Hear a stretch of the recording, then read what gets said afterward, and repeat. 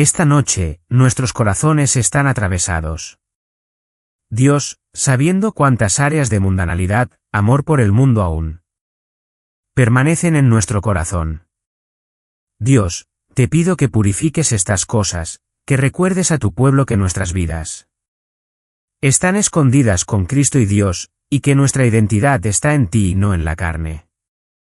Dios, aquellos que aún están en esclavitud de la carne esta noche, Dios, sácalos, te rogamos, del reino de la oscuridad. Llámalos al Espíritu a tu luz maravillosa, Dios. Oramos ahora por Paul Washer mientras viene y entrega tu palabra. Padre, que lo bendigas, que abras los oídos de tu pueblo, aquellos que han cerrado sus oídos, Dios, que los abras mientras continuamos considerando tu santidad, Padre. En el nombre de Jesús, amén. Ahora me gustaría invitar a Paul Washer para su próximo mensaje sobre la santidad de Dios, Cristo en el Calvario de 2 Corintios 5. Nunca estás tan avanzado en la fe que un sermón sobre los asuntos más prácticos de la santidad no pueda tocar tu corazón. Y muchas veces, cuando somos mayores, puede que no sean, en cierto sentido, pecados asombrosos los que se señalan, sino pequeños zorros que estropean el viñedo. Hay tantas cosas que, mientras nuestro hermano predicaba, el Señor señalaría aquí y allá que necesitan ser curadas en mi propia alma. Y no me avergüenzo de decir eso. Sería un hipócrita si no lo hiciera. Que mi corazón es tocado por muchas de las cosas que se dijeron aquí esta noche, y lo necesitaba. Lo necesitaba. ¿Ves? También nos muestra algo muy importante, que el cristianismo no es una religión solitaria. No somos lobos solitarios. Estoy convencido de que sí. Eres un hombre que pasa 13 horas al día estudiando las Escrituras y en oración, pero estás sin compañerismo cristiano hoy. Estás sin predicación, no que estés predicando, sino que te prediquen, estás en peligro. No importa cuánto tiempo pases solo en tu estudio, siempre necesitas escuchar a tus hermanos y hermanas en Cristo. Y yo estaba en necesidad y estoy en necesidad, y esta noche estoy bendecido de haber estado bajo ese sermón. Siempre que el Señor señala algo en mi vida que es una inconsistencia, que es un pecado, hay un sentido de temor, de disciplina. Hay un sentido de arrepentimiento al mirar hacia atrás en cómo esto podría haber afectado a alguien adversamente. Pero el dolor más grande del corazón, siempre que incluso la fracción más pequeña de mundanalidad es expuesta, es cómo podría hacerle esto a Cristo. Hay muchas motivaciones para la santidad, pero si alguna de ellas es suprema sobre la persona de Cristo, es idolatría. Puedes buscar ser bueno por muchas razones, y muchas de ellas pueden ser buenas razones. Pero si son razones principales sobre Cristo, entonces es idolatría. Siempre debería volver a Dios contra ti y solo tú. He pecado y hecho lo que es malo ante tus ojos. El dolor de nuestro corazón no debería ser necesariamente incluso la consecuencia de nuestro pecado, sino el hecho de que Cristo derramó su sangre por nosotros. Esta noche, vamos a hablar sobre la cruz. Anoche, estaba hablando sobre la gloria preencarnada de Cristo. Cristo como era antes de que incluso el mundo fuera creado. Cristo en su majestad. Y aunque esa majestad es grande como vemos en Isaías capítulo 6, sigue siendo solo una pequeña, tenue foto de lo que realmente era y es ahora mismo mientras Cristo reina en gloria. Así que para ver cuán alto y cuán grande es, ahora veremos cómo se humilló para salvar a pecadores como yo y pecadores como tú. Vamos a ir a un pasaje que es muy importante. Está en 2 Corintios, capítulo 5 verso 21. Solo un verso. Y si parezco un poco rígido mientras predico, siento como si tuviera un freno de caballo en la cabeza con esta cosa puesta. Supongo que es una de las razones por las que me gusta predicar en la jungla. No tienes que usar estas cosas de estrellas de rócolo que sean en mi cabeza. Siento como si zarigüeyas me agarraran en la parte posterior del cráneo y no me soltaran. ¿Y dónde vivo? Eso siempre es muy posible. Le estaba diciendo a hermano Scott, le dije, sí. Hace 2 meses, un oso irrumpió en mi casa 4 veces. Me desperté la última vez del oso irrumpiendo a las 11:30 de la noche. Mi esposa se escabulló a la cocina porque pensó que me había escuchado hacer un sándwich. Y iba a darme una conferencia sobre el colesterol solo para encontrar un oso en su fregadero. Así que me despierto con el sonido de, no. No. Creo que regañó a uno de los niños, y luego escucho, Paul, oso, arma. Paul, oso, arma. Así que a las 11:30 de la noche, bajando corriendo al primer piso en pijama, tratando de cargar un arma en la oscuridad y disparando un arma en medio de mi cocina. Así que básicamente esa es mi vida. Es como dijo mi hijo cuando vinimos aquí ayer, papá, tú sabes, realmente amas a Dios, y sé que lo haces, pero si esas personas realmente supieran cómo es nuestra casa. Sabes, veo mucho de ti y aprendo tanto de ti. Estoy tan bendecido por ti y me animas. Realmente lo hago. Pero también espero que te diviertas tanto como yo en tu casa. En tu casa. Hombres, escuchen, todas estas cosas, muchas de las cosas que están haciendo son tan maravillosas. Tan serias. El deseo de estructura, el deseo de glorificar a Dios con tus hijos, el deseo de tener un hogar ordenado, y todo.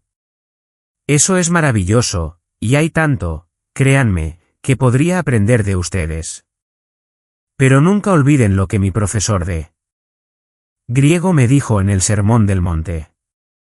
Dijo, el Sermón del Monte se trata todo sobre tu relación con Dios y todo sobre tu relación con las personas. Lo más grande que tienes para dar es una relación amorosa y cálida con tu esposa y tus hijos. Risas, pasar tiempo, pasar tiempo. No se acerquen a mí y digan, bueno, paso tiempo de calidad con mis hijos. Porque los patearé. Lo haré. Honestamente, los patearé porque he encontrado esto que en mis tiempos de oración, todos los días, muchas veces, lucho con quedarme dormido. Lucho con mi mente divagando. No es todos los días que tengo uno de esos momentos en el año en que murió el rey Uzías, ¿sabes? Pero aquí está lo que descubrí. De una cantidad copiosa de tiempo, de vez en cuando, hay un tiempo de calidad que cambia todo. He descubierto eso con mi esposa y lo he descubierto con mis hijos que no puedo orquestar tiempo de calidad. Debo dedicar tiempo, tanto tiempo como sea posible a una relación de vida con mi esposa, con mis hijos, lo que significa estudiar la Biblia. Significa ir a la iglesia. Significa congregar con los piadosos, y puede significar que los niños se rían a carcajadas mientras bailo una jig con su madre por la cocina. Relación. Relación santa y santidad. La santidad verdadera nunca pone fin a la alegría. Nunca pone fin a la alegría. Y, hombres, permítanme compartir algo con ustedes. Sé que estoy enseñando sobre la cruz, pero siento que necesito decir esto. No importa cuán alegre sea tu esposa. ¿Quieres hablar de ser cabeza del hogar? Ser cabeza Del hogar es algo de lo que solo se habla con mucho temblor porque significa que eres responsable. Esto es lo que he descubierto. No importa cuán alegre sea tu esposa o cuán caprichosa o cuánta alegría pueda producir su propia vida entre tus hijos. La actitud de tu hogar será determinada por ti. Y cuando entres por esa puerta, al final del día, entrarás trayendo luz y alegría o entrarás trayendo una sombra. Provocarás alegría o la matarás. Y es por eso, hombre, que tienes que darte cuenta, a veces solo tienes que cuando te estaciones en el camino de entrada de tu casa, solo tienes que sentarte en ese coche por un momento y tienes que poner todo en orden. Que fuiste hecho para llevar todas estas cargas.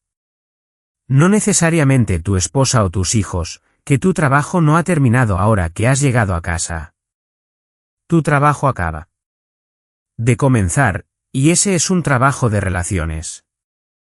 Es un trabajo de alegría. Es un trabajo de pasar tiempo. Me encanta esa ilustración sobre mantener la puerta abierta, sobre permitir el acceso a mis hijos y a tu esposa. Porque si eres como yo, quizás tengas una esposa muy fuerte, y yo sí, una mujer excepcionalmente fuerte que tiene que ser fuerte para soportar a mi tribu. Ella es una mujer fuerte. Pero debido a que es una mujer fuerte, a veces pienso que los niños necesitan todo mi tiempo. Ella no porque es tan fuerte. Y eso no es cierto. No solo pienses que tus hijos te necesitan y tus hijos necesitan una relación contigo. Tu esposa te necesita. Ella te necesita una relación contigo. Sabes, es increíble a veces, y esto ha pasado, Jan, estás sentado ahí y puedes testificar si estoy mintiendo. Ha habido bastantes veces cuando Jan se ha levantado a la 1 de la mañana y ha venido a nuestro dormitorio y ha dicho, mamá y papá, dejen de reír. Guarden eso y vayan a la cama. No puedo dormir porque mi esposa es una gran cuentista. Mi esposa simplemente me hace reír. Eso es bueno que un niño tenga que venir y hacer eso a la 1 de la mañana. Le he prometido. Ahora que voy a tratar de ser más maduro. Pero eres tan hermosa y a veces admiro mientras miro a tus hijos, el contraste que veo entre tú y tantas otras cosas en el mundo, yo es simplemente hermoso. Y aplaudo lo que Dios ha hecho en tu vida, pero, es relación. Sabes, voy a llegar a mi sermón ahora mismo, lo prometo, pero una vez estaba predicando y justo cuando estaba a punto de subir al púlpito, ya sabes, una familia que educa en casa entró en la iglesia. Podía decirlo porque era el hombre, y luego la esposa, y luego el hijo mayor, y el siguiente hijo mayor que seguía bajando, y seguían entrando, y se sentaron, y eran una familia hermosa y ordenada y no le quito nada a eso. Pero conté una historia sobre cómo Jan y yo estábamos pescando, y enganchamos esta enorme tortuga mordedora. ¿Quiere decir, la cosa mordedora de caimán, de ese tamaño, y la acercamos a unos 4 pies de la orilla? Y dije, hijo, tú sostén esto. Voy a saltar. Lo conseguiré. Bueno, salté y luego me di cuenta, ¿sabes qué? Esto fue no sé, esto fue probablemente hace 6 años, y dije, ya sabes, estoy, como, en mis últimos 40 años. No soy tan rápido como cuando tenía 20. Empecé a pensar. Agarré esta cosa. Creo que me va a agarrar de vuelta. Y estaba contando esta historia, y después, el hijo mayor de ese hombre vino a mí. Y lo vi darle la espalda a su papá, así que automáticamente tuve un poco de precaución. ¿Qué está pasando? y las lágrimas comenzaron a bajar por sus mejillas. Y esto es lo que dijo, Señor. Washer, ¿dijo la verdad allí arriba? Y dije, sí. ¿Pero sobre qué? Entonces esa parte sobre ti y tu hijo estando solo en ese estanque. Dije, sí. Por supuesto. ¿Por qué? Nunca he estado solo y he hecho algo así con mi papá. Hombres, no dejen que eso suceda. Solo tienes que hacer que suceda. Y el tiempo pasa tan rápido con nuestras esposas y con nuestros hijos. Pasa tan rápido. A veces, imagino que estoy sosteniendo a mi esposa. Mi esposa, hombre. Ella es hermosa. 85 años y exhalando su último aliento. Y pienso en eso, me lo imagino, y pienso, realmente quiero llegar a ese punto con una bolsa llena de arrepentimiento. Mi chico se irá. Tiene 14 años. Se habrá ido, ya sabes, ¿quién? ¿Sabe? 5, 6 años. No sé qué pasará. ¿Realmente quiero mirar atrás a eso con arrepentimiento?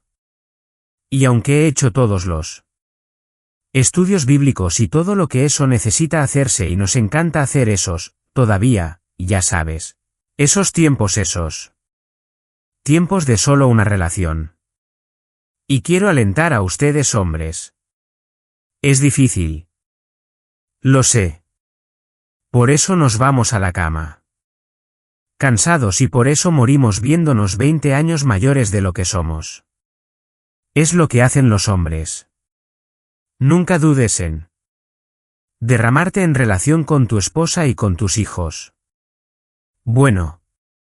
Vamos a nuestro mensaje. 2 Corintios capítulo 5 verso 21.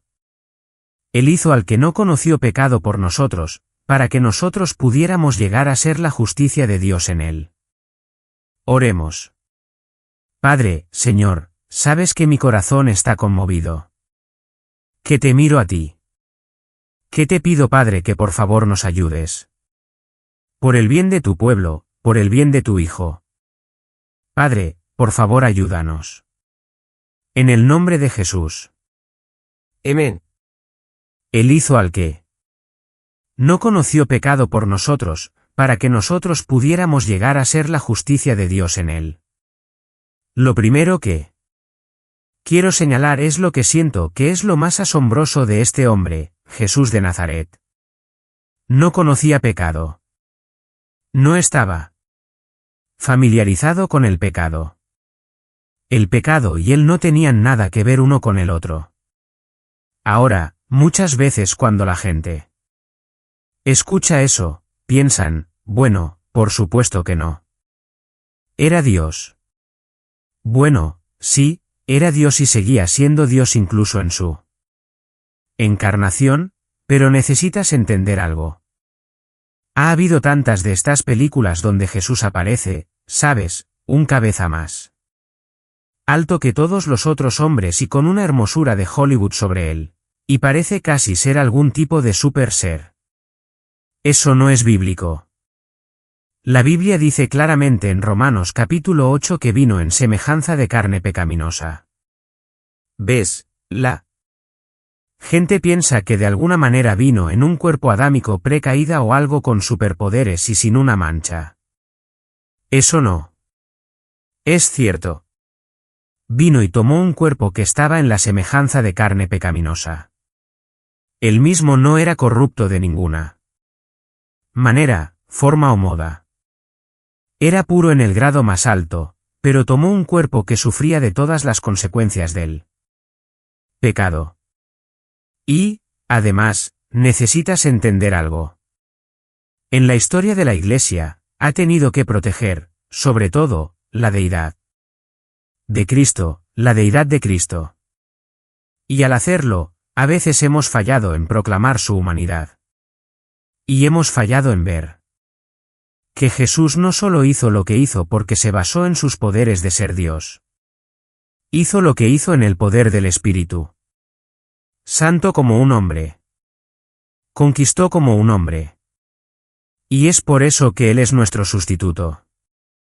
Es por eso que Él es nuestro representante. Él es aquel a quien miramos. Él es nuestro hermano mayor. Venció en un cuerpo, en la semejanza de carne pecaminosa, y fue victorioso como un hombre. Y venció el pecado como un hombre, de ninguna manera negando su deidad. Pero simplemente no obtuvo un pase libre porque era Dios y todo esto fue fácil para él. Vino en la semejanza de carne pecaminosa y luchó con el pecado y siempre ganó. Cada tentación, todo lo puesto delante de él, fue absolutamente, perfectamente sin pecado. Ahora, algunos de ustedes pueden pensar, bueno, sí, eso fue asombroso, pero él hizo tantas otras cosas asombrosas. Bueno, déjenme ponerlo en una luz diferente. Tan a menudo, pensamos que al decir que él no conoció pecado, que él no pecó, pensamos, sí, él nunca desobedeció los 10 mandamientos. Y eso es cierto. Él nunca desobedeció los 10 mandamientos. Siempre, no solo no desobedeció, siempre obedeció los 10 mandamientos. Siempre obedeció la voluntad de Dios. Pero llevémoslo a un nivel más alto. ¿Cuál es el pecado más grande? Supongo que podríamos decir que el pecado más grande sería violar el mandamiento más grande. ¿Cuál es el mandamiento más grande?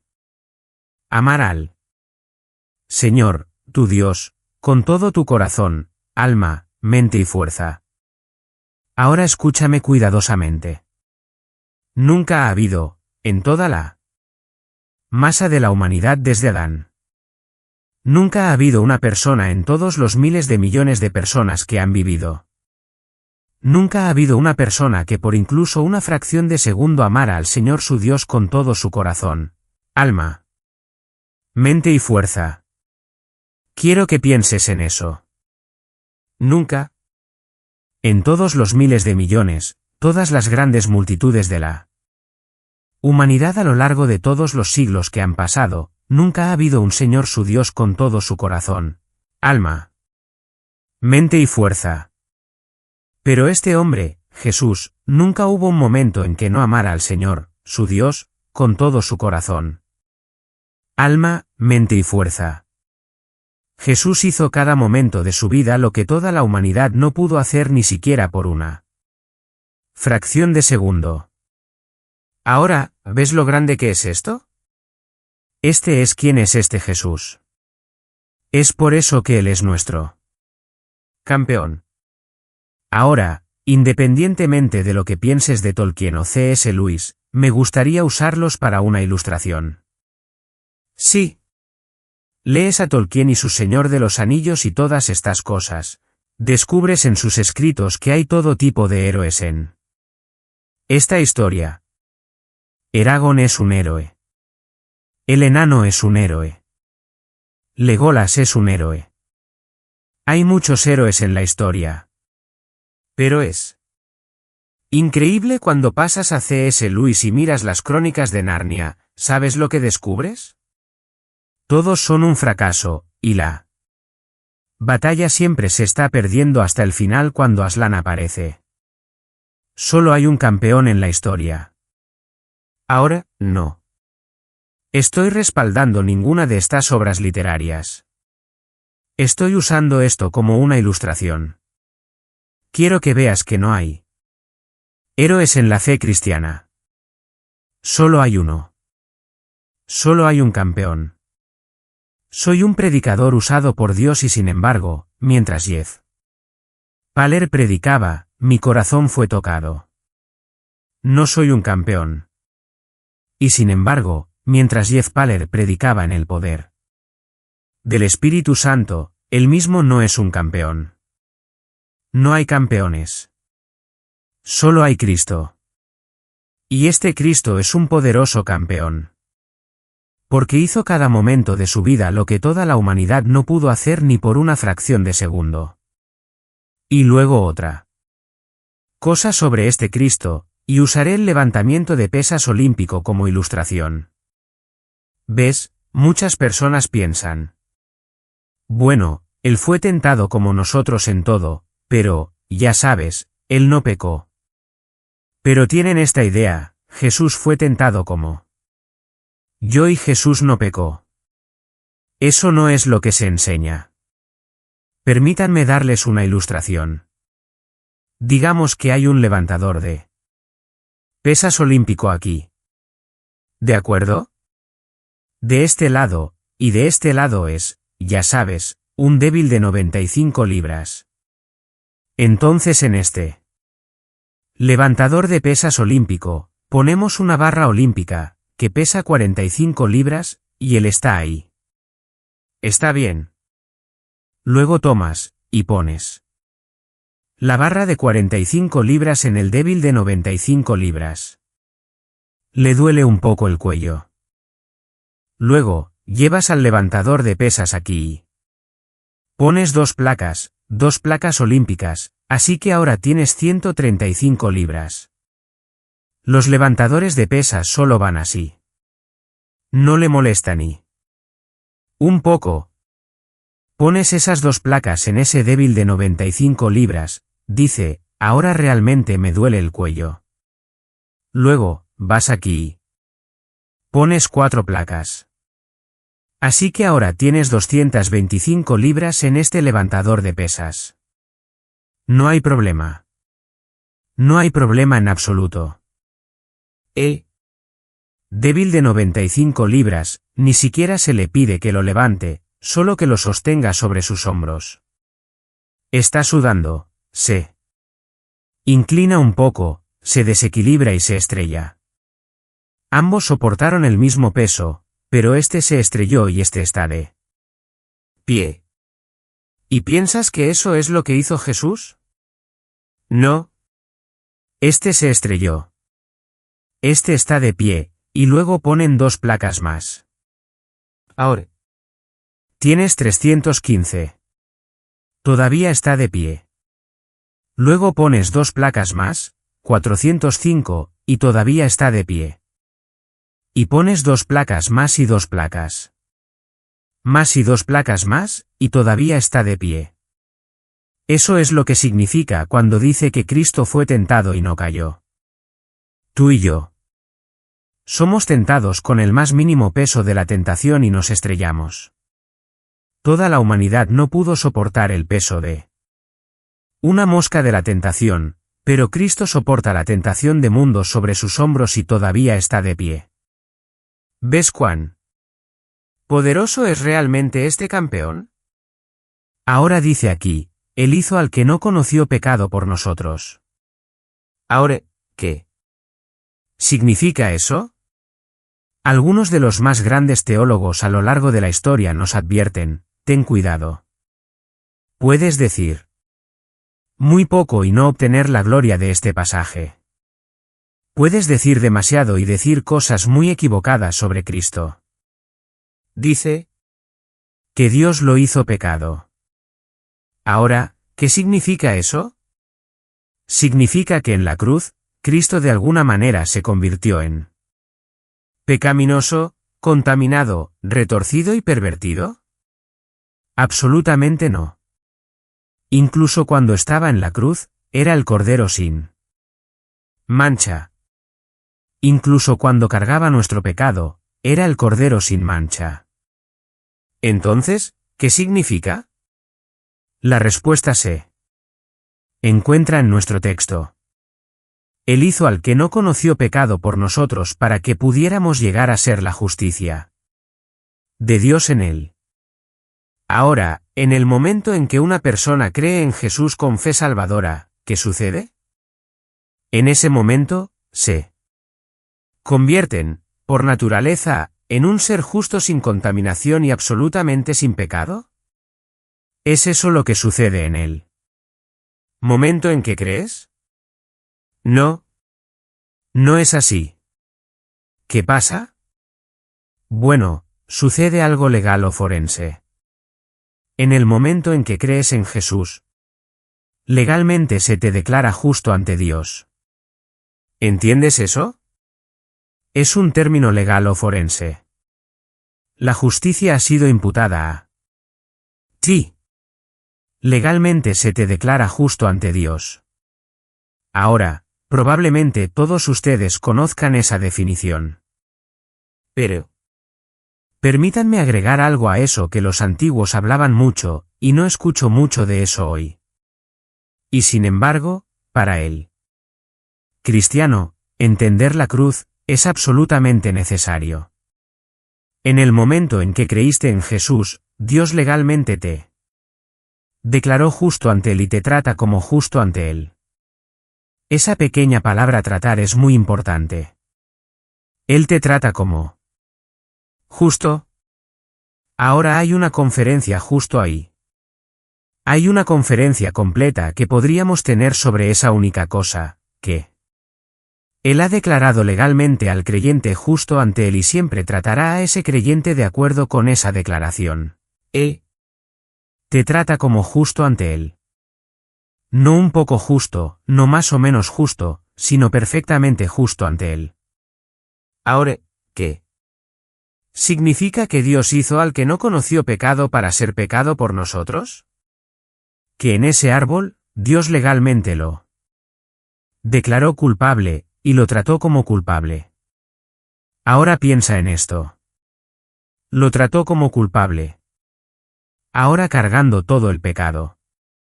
Toda la culpa del pueblo de Dios, lo trata como culpable. Ahora sigamos adelante. Quiero que miremos por un momento en el libro de Gálatas, capítulo 3. Mira en el versículo 10. Porque todos los que son de las obras de la ley están bajo maldición. Porque está escrito, maldito es todo aquel que no persiste en hacer todas las cosas escritas en el libro de la ley para hacerlas. Cada hijo de Adán, cada hija de Adán bajo una maldición. Ahora, ¿eso te asusta? ¿Te asusta? Debería. Hay pocas maneras en las que puedo presentarte como predicador lo que significa estar bajo esta terrible maldición de la ley. Pero para darte algo de un retrato de ello, imagina esto, que si estás aquí esta noche y no estás reconciliado con Dios a través de Cristo y mueres en tus pecados, en el día del juicio, cuando se declare tu sentencia por un Dios santo y des tu primer paso hacia el infierno, lo último que escucharás es todo el cielo santo de Dios poniéndose de pie y aplaudiendo y adorando a Dios porque Él ha librado a la tierra de ti. Estar bajo una maldición es ser reconocido como tan vil y tan abominable ante Dios y ante todo el cielo santo de Dios. Tenemos estas imágenes de algunos evangelistas evangélicos que en el día del juicio, ya sabes, tal vez se te diga que sí. Escucha. Tu madre y tu padre van a estar llorando mientras eres arrastrado al infierno. Quizás un ángel tenga que agarrar a tu madre y sostenerla mientras ella llora, no. No, mi hijo. Eso es absolutamente absurdo. Es blasfemo. Saber esto. En el día del juicio, si te encuentras no reconciliado con Dios, cuando te des la vuelta y eches tu última mirada, verás a madre y padre y hermana y hermano levantando sus manos al Altísimo y diciendo que el Dios de toda la tierra, el juez de toda la tierra ha hecho lo correcto contigo y ha hecho lo correcto contigo. ¿Ves? Cuando hablamos de predicar, estas son cosas terribles. Cuando hablamos del Evangelio, tenemos cosas maravillosas y cosas terribles. La vida del predicador está retorcida por esto. Él es un hombre de vida y un hombre que pronuncia la muerte. Él es un hombre que pronuncia bendiciones y pronuncia maldiciones. Necesitas entender que como pecador, desnudo ante Dios sin la cobertura de Cristo, estás bajo una maldición. Y la pregunta más grande en todo el cosmos es ¿cómo puede alguien bajo una maldición ser salvado de esa maldición? ¿Quién puede interceder? ¿Quién puede pagar el precio? Bueno, vemos aquí en el versículo 13. Cristo nos redimió de la maldición de la ley. ¿Y cómo lo hizo? Lo hizo convirtiéndose en maldición por nosotros. ¿Recuerdas mi retrato del hombre que está maldito por Dios? Lo último que escucha es que da su primer paso hacia él. Infierno es toda la creación aplaudiendo a Dios porque Dios ha librado a la tierra de él. Va al infierno cargando su pecado, llevando la maldición. Cristo tomó el lugar del pecador, y se convirtió en el portador del pecado y cayó bajo la maldición de la ley. Ahora quiero que vayas por solo un minuto a Mateo capítulo 5.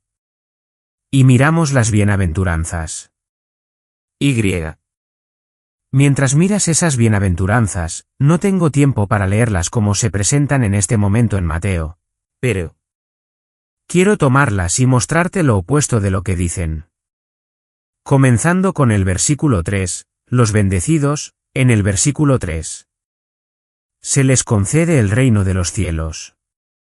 A los malditos se les niega la entrada. ¿Dices que eres bendecido? ¿Dices que estás en la autopista de la santidad? ¿Dices que vas al cielo? ¿Dices que soy bendecido? Saber esto con un labio tembloroso, si eres bendecido, es solo porque él fue maldito. Si te dejan entrar, es solo porque a él le cerraron la puerta. A continuación, los bendecidos son receptores del consuelo divino y los malditos son objetos de la ira divina. Los bendecidos heredan la tierra. Los malditos son cortados de ella. Los bendecidos están satisfechos. Los malditos son miserables y desdichados. Los bendecidos reciben misericordia. Los malditos son condenados sin piedad. Los bendecidos verán a Dios. Los malditos serán cortados de su presencia. Los bendecidos son hijos e hijas de Dios y los malditos son desheredados en desgracia. ¿Ves la transacción aquí? Cada vez, honestamente, después de todos estos años, cada vez que pienso para mí mismo, soy un hombre bendecido, o cada vez que pienso o alguien me dice, Paul Washer, eres un hombre bendecido, eso trae alegría. Pero en el fondo de esa alegría, veo a mi Salvador colgado en un árbol, maldito por Dios. Porque la única forma de que la maldición se convierta en bendición es si el bendito se convierte en maldito. Y esto es lo que Cristo ha hecho. Y son estas cosas arraigadas como estacas en nuestra mente y nuestro corazón que nos hacen odiar el pecado y nos hacen odiarnos a nosotros mismos cuando no odiamos el pecado. En el capítulo 27-28 del libro de Deuteronomio, y no vamos a ir allí ni a leerlo, pero voy a enseñar desde él. Déjenme establecer el contexto para ustedes. El pueblo de Israel está dividido en dos campamentos. Un grupo es enviado al monte Gerizim y en el monte Gerizim deben pronunciar todas las bendiciones que caerán sobre la cabeza del guardián del pacto. Y en el monte Ebal, deben pararse otro grupo y llamar a todas las maldiciones que caerán sobre el quebrantador del pacto. Ahora, ¿cuál es tu montaña? La tuya y la mía es el monte Ebal. Hemos roto el pacto. Hemos desafiado al gobernante y sus leyes. Hemos roto sus mandamientos. Somos fieles al único que es todo fiel. El monte Ebal es nuestro. ¿Y a qué montaña pertenece Cristo? Monte Gerizim. El único guardián del pacto que alguna vez caminó por este planeta. Pero, ¿qué sucede? Los campamentos se cambian. Para que nosotros participemos en la bendición del monte Gerizim, Cristo debe tomar su lugar en el monte de Val. Y todas las maldiciones por todas las leyes rotas deben caer sobre su cabeza para salvarnos, a aquellos que han roto esas leyes, de la ira de Dios Todopoderoso. Ahora he tomado estas maldiciones y las he formado en un orden para darte una idea de lo que significó para Cristo colgar en el Calvario, maldito por Dios. Déjenme leerles. Cuando levantó los ojos al cielo para encontrar el rostro de Dios, su Padre se apartó. Cuando gritó, Dios mío, ¿por qué me has abandonado? Su Padre respondió, el Señor tu Dios, te maldice. El Señor te envía maldiciones, confusión y reprimenda hasta que seas destruido y perezcas rápidamente. El Señor te hiere con locura y con ceguera y con desconcierto de corazón, y palparás al mediodía como el ciego palpa en la oscuridad sin nadie que te salve. El Señor se deleita en hacerte perecer y destruirte y serás arrancado de la tierra. Maldito serás en la ciudad y maldito serás en el campo. Maldito serás cuando entres y maldito serás cuando salgas. Los cielos que están sobre tu cabeza serán bronce. La tierra que está bajo ti será hierro. Serás un horror. Serás un proverbio y una burla entre todos los pueblos. Que todas estas maldiciones caigan sobre ti y te persigan y te alcancen hasta que seas destruido porque no obedeciste al Señor tú Dios al guardar sus mandamientos y sus estatutos que Él te mandó. He escuchado a tantos predicadores tontos decir que cuando Cristo gritó, Dios mío, ¿por qué me has abandonado?, su Padre se apartó simplemente porque no podía soportar ver sufrir a su Hijo. Pero, ¿crees que Dios carecía de la fortaleza moral para ser testigo del sufrimiento de su Hijo? No. Es porque su Hijo llevaba nuestro pecado y su Hijo se convirtió en la maldición. Y todas las maldiciones de la ley que deberían perseguirme por toda la eternidad en el infierno. Cada una de estas maldiciones activas, que nunca deberían terminar, que deberían golpear constantemente mi frente, persiguieron a Cristo y cayeron sobre él. Lo tengo escrito en mis notas en algún lugar. Olvido que Puritano describe esto, pero habla de aquí está el pecador. Y me veo a mí mismo.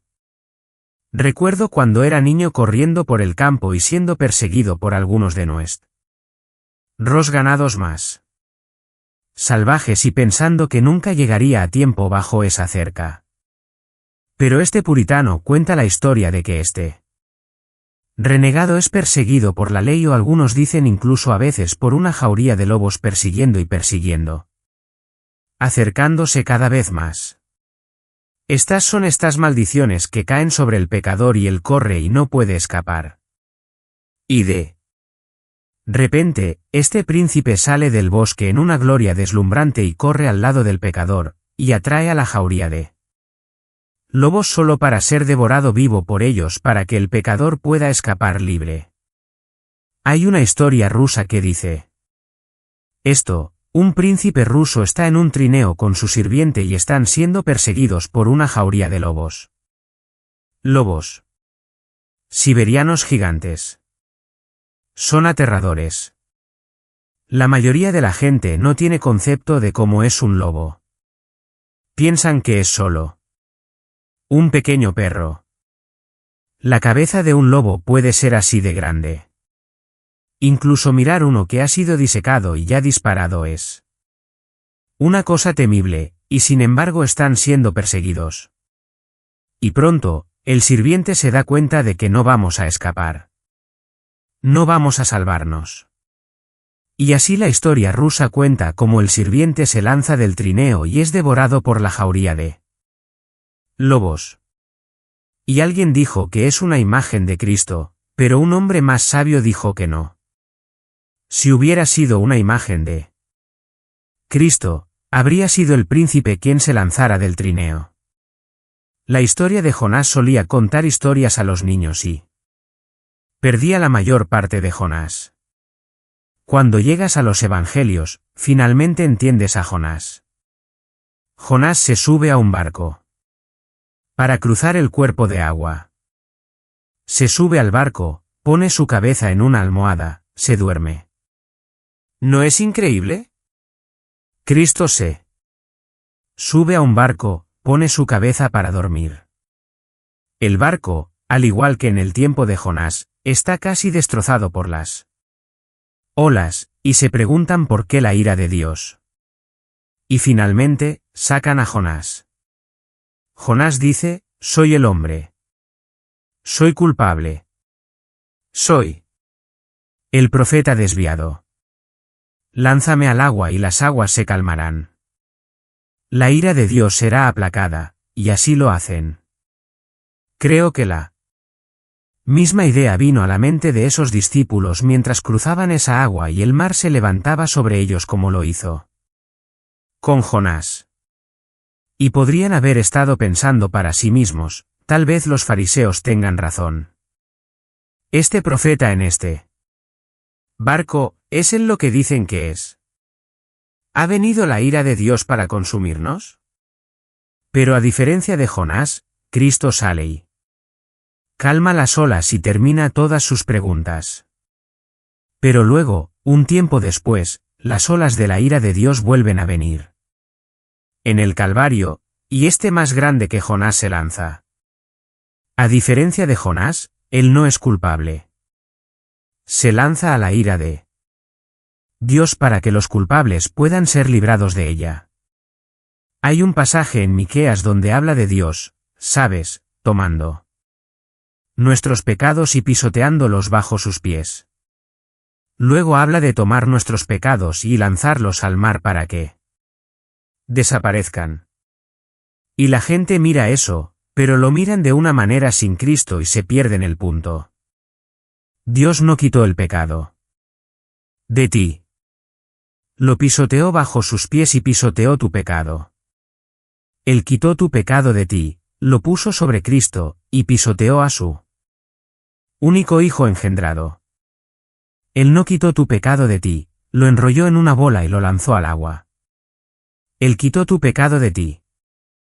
Lo puso sobre su Hijo, y lanzó a su Hijo al mar de su ira. Esto es lo que sucedió en el Calvario. Déjenme seguir leyendo. Algo que he escrito aquí. Mientras Cristo llevaba nuestros pecados en el Calvario, fue maldecido como un hombre que hace un ídolo y lo coloca en secreto.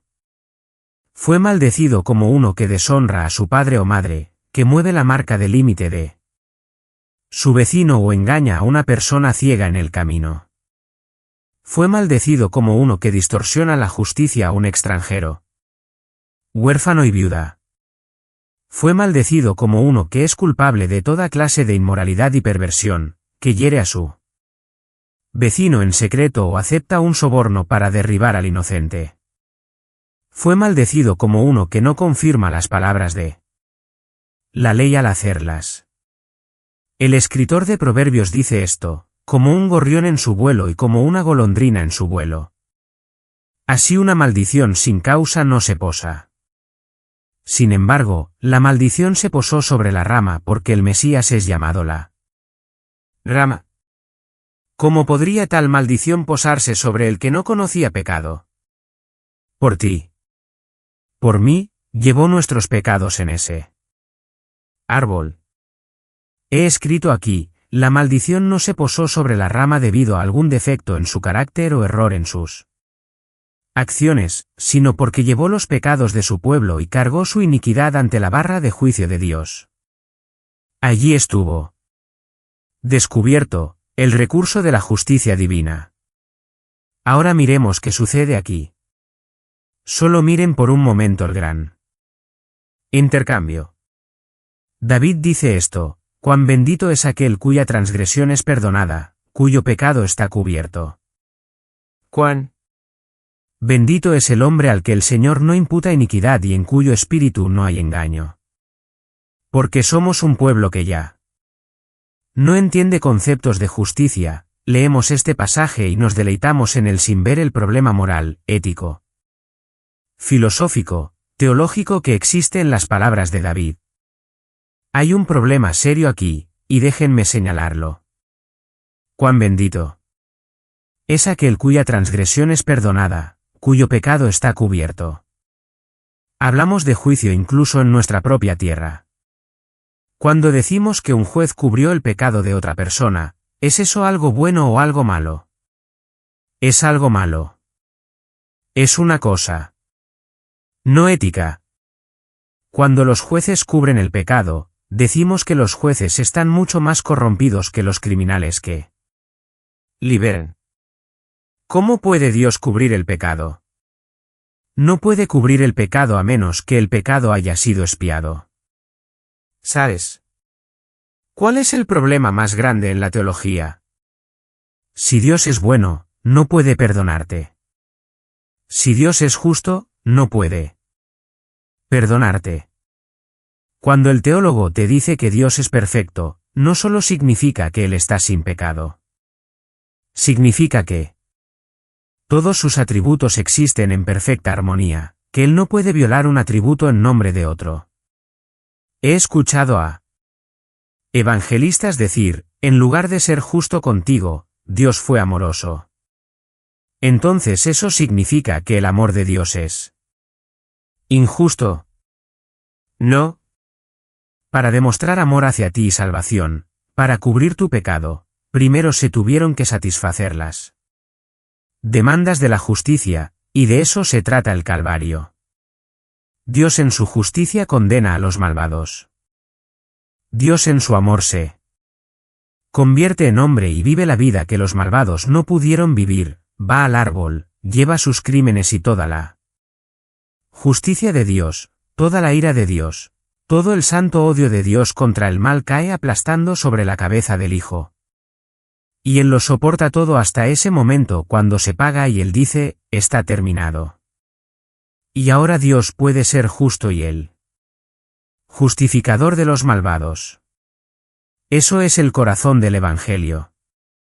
Y si no entiendes eso, no has entendido el Evangelio. Cuán bendito es aquel cuya transgresión es perdonada, cuyo pecado está cubierto. Cuán bendito es el hombre al que Él Señor no imputa iniquidad y en cuyo espíritu no hay engaño. Sin embargo, en la cruz, el pecado imputado a Cristo fue expuesto ante Dios y el anfitrión del cielo. Fue placardado ante los hombres y hecho un espectáculo para ángeles y demonios por igual. Las transgresiones que llevó fueron contadas benditas porque la iniquidad no se le imputa, entonces Cristo fue maldecido más allá de la medida porque la iniquidad de todos nosotros cayó sobre él. En la renovación del pacto en Moab en Deuteronomio, hay un pasaje que para mí, veo las Escrituras como un todo unificado, y veo a Cristo en cada página, y veo indicios de Cristo por todas partes. Y en esta renovación del pacto, una cosa excepcional es paralela a la muerte de mi Señor que debo pensar que fue escrita con esa intención. Dice esto sobre el quebrantador del pacto. La ira del Señor y su celo arderán contra ese hombre, y cada maldición que está escrita en este libro descansará sobre él. Y el Señor borrará su nombre de debajo del cielo, luego el Señor lo señalará para la adversidad de todas las tribus de Israel según todas las maldiciones del pacto que están escritas en el libro de la ley. Ahora piensa en esto. Aquí estamos, Israel. Somos esta masa de personas pecaminosas. Somos esta masa de idólatras. Hemos roto cada ley que Dios jamás ha dado, y solo hay uno entre nosotros que es un guardián del pacto. Pero el Señor, en lugar de señalarme a mí, señalarte a ti, el guardián del pacto dio un paso adelante y fue señalado en mi lugar para la adversidad. Y todas las maldiciones que deberían caer sobre el pueblo quebrantador del pacto de Dios cayeron sobre él. En el Calvario, el Mesías fue señalado para la adversidad, y cada maldición escrita en el libro de la ley cayó sobre él. En esta semilla de Abraham, todas las familias de la tierra son bendecidas, pero solo porque él fue maldecido más que cualquier hombre que jamás haya caminado sobre la tierra. Ahora déjenme darles otro texto que representa un problema teológico. Es la bendición aarónica en el libro de Números.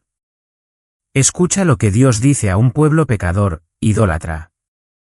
Él dice, el pueblo. Él dice, el Señor te bendiga y te guarde. El Señor haga resplandecer su rostro sobre ti y tenga misericordia de ti. Señor levante sus semblantes sobre ti y te dé paz. Pero, ¿cómo puede un Dios santo hacer eso a tal pueblo? Solo hay una razón. Porque al Mesías, el Señor Dios dijo, el Señor te maldiga y te entregue a la destrucción. El Señor quite la luz de su presencia de ti y te condene. El Señor aparte su rostro de ti y te llene de miseria. Sabes, tanta gente cree que de alguna manera el hecho de que los romanos golpearan a Jesús pagó por nuestros pecados. Los sufrimientos físicos de Cristo fueron absolutamente necesarios para nuestra expiación. Fue un sacrificio sangriento. Tenía que ser un sacrificio sangriento. No es tanto lo que los romanos y los judíos le hicieron a Jesús, sino lo que Dios el Padre le hizo a su único Hijo engendrado porque Él tomó tu lugar y el mío. Cuando está en el jardín gritando, que pase de mí esta copa. ¿Qué? Pase de mí esta copa. He escuchado a predicadores bien intencionados, que creo que aman a Jesús, decir esto. Jesús en su omnisciencia miró hacia adelante y vio el látigo de 9 colas cruzando su espalda. Jesús miró hacia él futuro hacia la cruz y vio las palizas y las burlas. Jesús miró hacia adelante y vio la corona de espinas en su cabeza y los clavos en sus manos y sus pies. Y dijo, Padre, que pase de mí esta copa. No. Durante los próximos 3 siglos de historia de la Iglesia, escuchamos de mártires siendo crucificados en cruces. Algunos de ellos al revés. Algunos de ellos cubiertos con una forma cruda de brea o alquitrán y prendidos fuego. Dejados allí durante días para ser comidos por buitres. Y los libros de martirio nos dicen que muchos de ellos fueron a esas cruces cantando himnos, considerándolo todo gozo ser crucificados. ¿Vas a decirme que el capitán de su salvación se acobardó en un jardín por miedo a lo mismo que ellos abrazaron con alegría? ¿Tenía miedo de un látigo? No. Fue lo que pasaría entre él y su padre.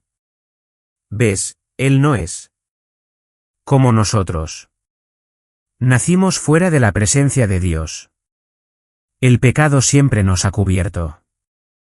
No sabemos más lo que es él. Pecado que un pez sabe que está mojado.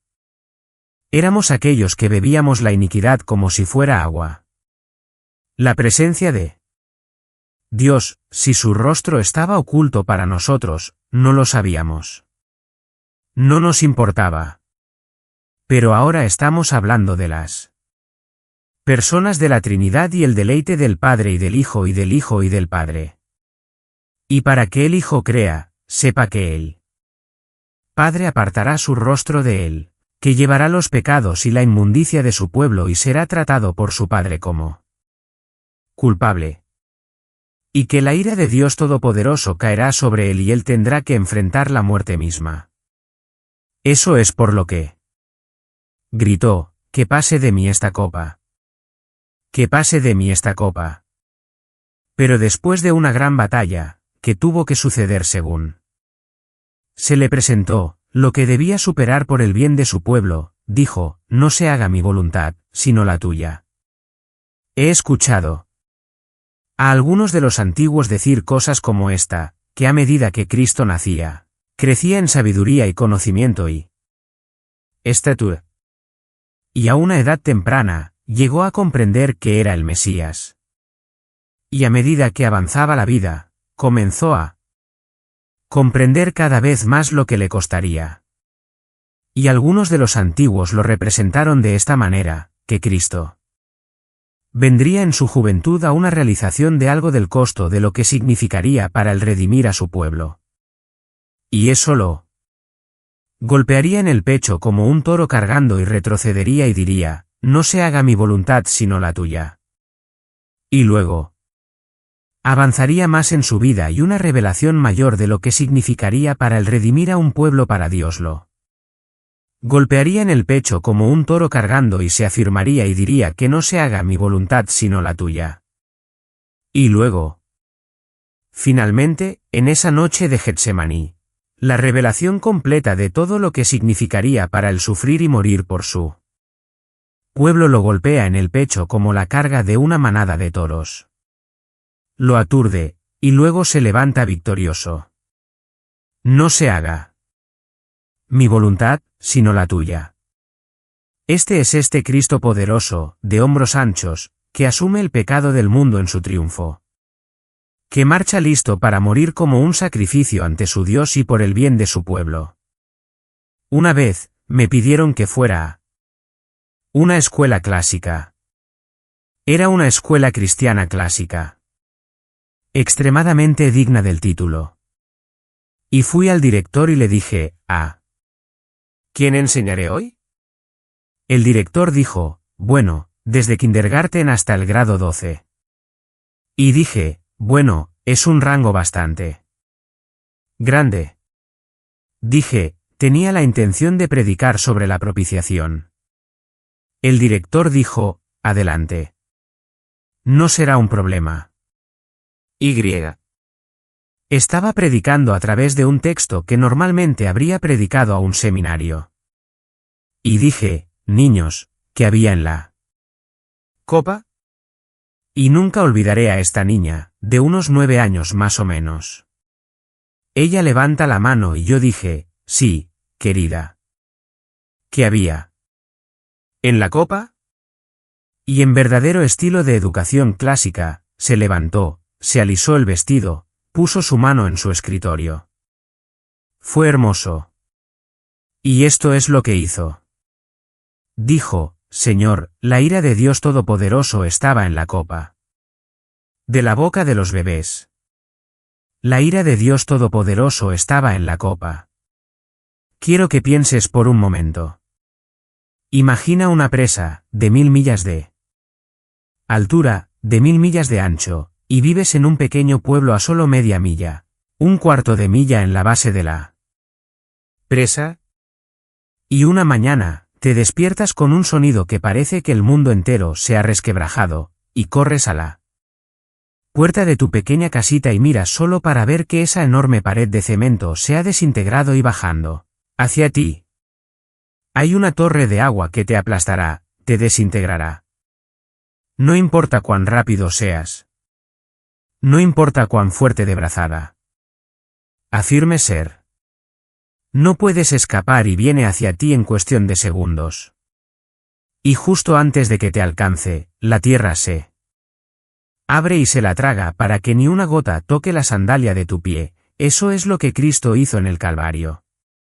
Imagina una piedra de molino de 10,000 libras girando en el sentido de las agujas del reloj y otra piedra de molino encima de ella, girando en la dirección opuesta. Y de repente, un grano de trigo se coloca entre los dos. Es una fracción de segundo lo que siente la presión y luego es molido a polvo. Eso es lo que Cristo hizo por ti. Siempre es en este punto que quiero quitarme mi manto, por pequeño que sea, entregárselo a otro hombre, bajar del púlpito y simplemente pasar el resto de mi vida en la oscuridad. Por 2 razones. No soy digno de hablar de cosas como esta. La segunda razón, simplemente no hay palabras. La predicación es tan pobre. Tan a menudo, he leído tantos sermones de Spurgeon donde mientras sube al púlpito, se disculpa. Simplemente comienza disculpándose por el gran fracaso que está a punto de suceder y luego afirma que incluso si tuviera los labios y la lengua de un serafín, ni siquiera podría comenzar a explicar las glorias de Cristo. Esta es la crisis y la tragedia del predicador. Sea lo que sea que haya dicho, no es nada comparado con la realidad. El mundo es justo lo contrario, ¿no? Todo lo que dice es una exageración de lo que realmente es, pero con Cristo, todo lo dicho sobre él no es nada comparado con quien es realmente. Bueno, quiero sacar a mi escritor favorito. John Flavel. Escribió algo que está en las Glorias Meditoriales en el primer volumen de sus obras, y lo llamé. Espero que no esté enojado si no estás dispuesto a llevar ese título, no puedes ser salvado. En la biografía de Jan Murray de Martyn Lloyd-Jones, 2 volúmenes, lo recomiendo a cada persona en esta sala. Martyn Lloyd-Jones, que es uno de los predicadores más grandes que jamás haya vivido y uno de los hombres más piadosos que jamás haya caminado por el planeta. Pero los últimos meses de su vida, todos los que lo visitaron, dijo lo mismo. Y cuando dijo esto, no estaba negando que había progresado en la santificación. Era un hombre santo. Nosotros, como predicadores, queremos hacerles saber que fallamos. Pero nunca queremos que piensen que no puede haber progreso en la piedad. Puede haber. Hombres y mujeres han crecido enormemente a lo largo de su vida en piedad, y ustedes también pueden. Pero dijo esto en los últimos meses de su vida, casi todos los que lo visitaron, soy un gran pecador, pero Cristo es un gran Salvador. Aquí, el Padre dice, Hijo mío, aquí hay una compañía de almas pobres y miserables que se han arruinado completamente. Completamente. No tienes nada con que negociar. Ninguna ficha. Ninguna defensa. Te has arruinado completamente en tu pecado. No tienes nada que presentar ante Dios. Como dijo el gran escritor de himnos, nada en mis manos traigo. Se han arruinado completamente y ahora están expuestos a mi justicia. La justicia exige satisfacción por ellos o la justicia se satisfará a sí misma en la ruina eterna de ellos. ¿Qué se hará por estas almas, hijo mío? Y entonces Cristo responde, oh Padre mío, tal es mi amor por ellos y mi compasión por ellos que más que ellos perezcan eternamente, seré responsable por ellos como su fiador, su garantía. Ahora escucha esto. Trae todas tus facturas para que yo pueda ver lo que me deben. Trae todas ellas, Padre, para que no haya cálculos posteriores con ellos. ¿Escuchas eso? Trae todo lo que me deben cada factura. Todo lo que me deben. Quiero verlo. Y cuando lo pague, está pagado en su totalidad para que no quede nada para ellos. Excepto mi justicia. Trae todas ellas para que después de que yo pague, no haya cálculos posteriores con ellos. Ningún otro pago tendrá que hacerse jamás por ese hombre miserable, Paul Washer. El día que lo pague, quiero pagarlo todo para que no quede nada para él excepto mi justicia. Trae todas ellas para que después de que yo pague, no haya cálculos posteriores con él. A mi mano, lo exigirás, Padre. Prefiero sufrir la ira que ellos merecen que ellos sufran. Sobre mí. Padre mío, sobre mí sean todas sus deudas. Y luego el Padre dice, pero hijo mío, si te haces cargo de ellos, debes calcular pagar hasta el último centavo, el último centavo. Y luego dice esto, no esperes rebajas. Cuando viajábamos por el Amazonas o el Marañón en un barco abierto, siempre estás observando el cielo porque un aguacero podría caer sobre ti. En el Amazonas, y si no tienes cuidado en minutos, tu bote entero se llenaría de agua y te hundirías. Entonces, mientras bajas por el Amazonas, miras detrás de ti y ves que se están juntando nubes. Ves que vienen rápidamente. Ves el viento. Estás tratando de llegar a la orilla para poner una lona sobre el bote. Y estás orando por una rebaja, que la tormenta de alguna manera disminuya, que los vientos se calmen, que las lluvias no vengan, que haya una rebaja. Aquí dice, hijo, sí. Te haces cargo de ellos, no esperes rebajas. Si los perdono, no te perdonaré. Ahora piensa en eso, santo. Pon tu nombre. Hey. Si perdono a Paul Washer, hijo, no te perdonaré. Si tomas su lugar, no esperes rebajas, ningún calmante o disminución de mi juicio. Si tomas el lugar de Paul Washer, si lo perdonas, no te perdonaré. Hay suficiente verdad en eso para impulsar un corazón regenerado a través de una eternidad de santidad. ¿No es así? Content, Padre. Que así sea. Cárgalo todo sobre mí. Soy capaz de descargarlo. Y aunque pruebe una especie de deshacerme, aunque empobrezca todas mis riquezas, vacíe todos mis tesoros, sin embargo, estoy contento de emprenderlo. Quiero dejarles una historia del Antiguo Testamento. Dios viene a Abraham y le dice esto, y de nuevo, hay Cristo en cada palabra de esto. Solo escucha el lenguaje. Abraham, toma ahora a tu hijo, tu único hijo, a quien amas. ¿Crees que está tratando de predecir algo aquí? Toma ahora a tu hijo, tu único hijo, a quien amas, Isaac, y ve a la tierra de Moría y ofrécelo allí como una ofrenda quemada en una de las montañas de las cuales te diré. Entonces este viejo Abraham obedece la voz de Dios y lleva a su hijo al monte Moría y lo coloca sobre un altar.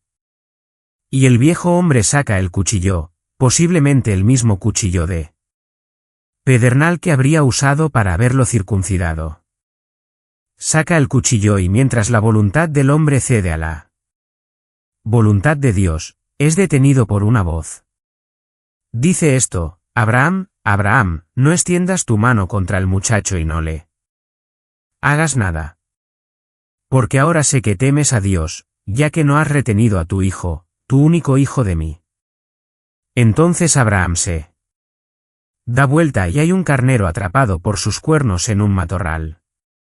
Y el niño es sacado del altar y el carnero es ofrecido en su lugar. Y leemos esa historia y todos respiramos aliviados. Qué maravilloso final para la historia, pero no fue el final. Fue el intermedio. Pasan los siglos. Van y vienen y el telón se abre de nuevo. Y allí cuelga en él Calvario, el cuchillo de Abraham y saca el brazo fuerte del Señor y clava el cuchillo directamente en el corazón de su hijo, su único hijo, a quien ama. Una vieja canción solía decir, ofrece el sacrificio. La creación envía la llamada. Ofrece el sacrificio. Una vida para pagar por todos. Ofrece el sacrificio. El inocente debe ser sacrificado. Ofrece el sacrificio y trae al hombre de vuelta a Dios de nuevo. Pero te digo, este evangelio no solo tiene el poder de traer al hombre de vuelta a Dios, tiene el poder de mantenerlo allí. El poder de mantenerlo allí. El pecado es un veneno. Engendra todo tipo de muertes, enfermedades, pero ninguna de esas es la razón principal para evitar el pecado. La razón principal para evitar el pecado está aquí. Lo que el Salvador hizo por ti y por mí en el Calvario. Si no conoces a Cristo esta noche, si sabes que estás sobresaliente en tu pecado, si has tenido nada más que moralidad y reglas, si Piensas que eres justo ante Dios y ahora ves que toda tu justicia es como trapos sucios, si te ves a ti mismo como vacío y desesperado y miserable, entonces regocíjate. El Espíritu del Dios viviente te ha revelado algo que la mayoría de los hombres nunca aprenden. Ahora haz la respuesta adecuada. Huye a Cristo desnudo y con las manos vacías con nada. Lánzate sobre Cristo. Y dices, pero no tengo la fuerza para correr hacia Él, entonces gatea hacia Él. Dices, no tengo la fuerza para gatear, entonces cae sobre Él. Caer sobre Él. La verdadera fe no es ejercer una fuerza. La verdadera fe es rendirse. Es caer sobre Cristo y saber que Él es una roca de tan gran extensión que nunca podrás caer que Él no pueda atrapar. Fui salvado hace 30 y pico de años en febrero porque caí sobre Cristo. Todavía estoy salvado porque sigo caído sobre Cristo. No tengo esperanza, ni alegría, ni consuelo, ni seguridad, excepto por esto. Él derramó su propia sangre por mi alma. Y es suficiente, como dijo el viejo predicador, es suficiente, muchacho. Y santo, muchos de ustedes esta noche oyeron un sermón que los ha afligido. Bueno. Pero Satanás encontraría la ventaja incluso en un buen sermón y te diría, sí, has pecado contra un maestro tan maravilloso. Él no te quiere ver. Arregla tus caminos. Arréglate. En unos días, vuelve a Él. Eso es lo que te dirá el diablo. Es una mentira. Corre hacia Él. Corre hacia Él. Muestra que realmente le crees porque Él te dice, ven a Él. Cargado pesadamente con el pecado, ven a Él. Mundanalidad, ven a Él. Caído ahora, sucio, manchado, ven a Él. Él no te echará de ninguna manera. Si no echará al mayor pecador que no lo conoce, no echará al santo que está manchado pero anhela estar limpio. Ven a Él. Caer sobre Él. Correr hacia Él. Correr hacia Él. Él es un Salvador tan poderoso, un Señor tan bondadoso. Su sangre limpia. Su sangre limpia. Su sangre limpia. Su sangre limpia. Oremos.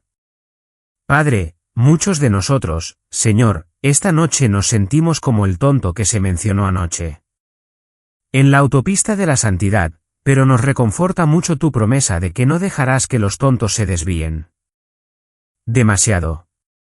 Oro por aquellos que no te conocen para que corran hacia ti esta noche. Y oro, Padre, por aquellos que te conocen para que corran hacia ti esta noche. Te alabo porque no moriste para llevarnos a mitad de camino. Pero todo el camino por el camino. Señor, haz una obra de gracia en el corazón de muchos. En el nombre de Jesús. Amén.